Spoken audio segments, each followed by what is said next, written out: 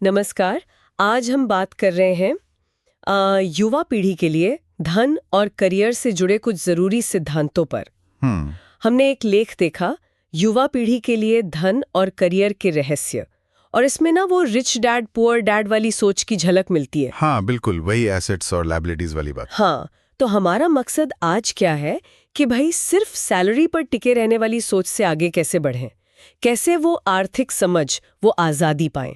तो चलिए इसी पर थोड़ी गहराई से बात करते हैं। जरूर।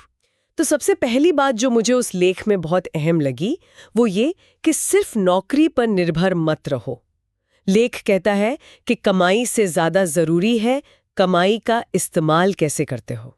सही। यानी फोकस होना चाहिए असली संपत्ति, मतलब एसेट्स बनाने पर, जैसे शायद थोड़ा रियल एस्टेट में निवेश या स्टॉक मार्केट। हाँ, ये अपना कोई छोटा मोटा साइड काम। बिल्कुल। और यहीं पर एक बहुत ही दिलचस्प बात सामने आती है, वो है वित्तीय साक्षरता, मतलब फाइनेंशियल लिटरेसी। इसके बिना संपत्ति बनाना मुश्किल है। लेख भी यही कहता है कि स्कूल हमें वो क्या कहते हैं, रोज के पैसों का हिसाब, टैक्स, निवेश, हाँ, ये सब कहाँ सिखाते हैं? नहीं सिखाते।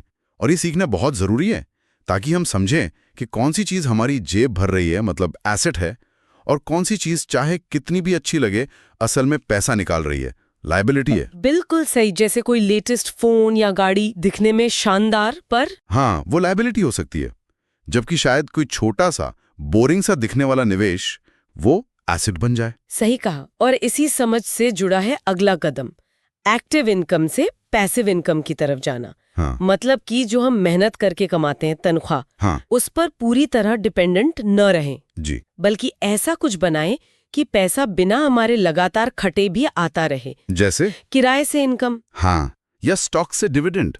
आजकल जैसे लोग ऑनलाइन कोर्सेज बनाते हैं, उससे रॉयल्टी। हाँ, लेख में एक लाइन अच्छी थी कि जब आपका पैसा आपके लिए कमाने लगे तब आप सही मानों में आजाद हैं। बिल्कुल। पर यहाँ एक आम गलतफहमी है। लोग सोचते हैं पैसिव इनकम मतलब बिना काम किए पैसा। ऐसा नहीं है। स्रोत भी यही कहता है कि शुरू में इन इनकम सोर्सेज को बनाने में काफी दिमाग और मेहनत लगती है। हाँ बिल्कुल, एफर्ट तो लगता है। एक बार वो सिस्टम खड़ा हो गया, फिर वो आपके लिए काम करता है। और इसके लिए फिर वही बात, एसेट और लायबिलिटी का फर्क समझना। ये सिर्फ किताबी बातें नहीं है, ये रोज के फैसले हैं। बिल्कुल।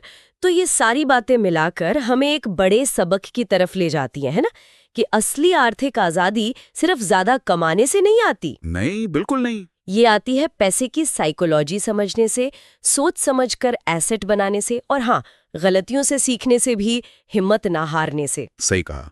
कई बार लोग अच्छा कमाते हैं पर फिर भी पैसों के दबाव में रहते हैं। हाँ, क्योंकि वो लायबिलिटीज जमा करते जाते हैं, एसेट नहीं। बिल्कुल। और एक चीज जिसका जिक्र लेख में बार बार है, हमारा समय। हाँ, समय। उसे सबसे बड़ा अनमोल एसेट कहा गया है। हाँ। सोचिए जरा, जो घंटे हम शायद सोशल मीडिया पर लगा देते हैं, अगर उसका थोड़ा सा हिस्सा भी कुछ नया सीखने या निवेश के बारे में पढ़ने या कोई स्किल बढ़ाने में लगाएं, तो लंबे समय में उसका असर बहुत बड़ा हो सकता है। बहुत बड़ा। तो ये सारी चर्चा एक अहम सवाल पर आकर रुकती है। हाँ। कि इन सब बातों को जानने के बाद आज कोई भी व्यक्ति, चाहे उसकी इनकम कम हो या ज्यादा, अपनी संपत्ति बनाने की तरफ पहला छोटा सा प्रैक्टिकल कदम क्या उठा सकता है। ये वाकई सोचने वाली बात है। पहला कदम क्या हो सकता है? सबके लिए अलग होगा शायद, पर शुरुआत तो करनी होगी।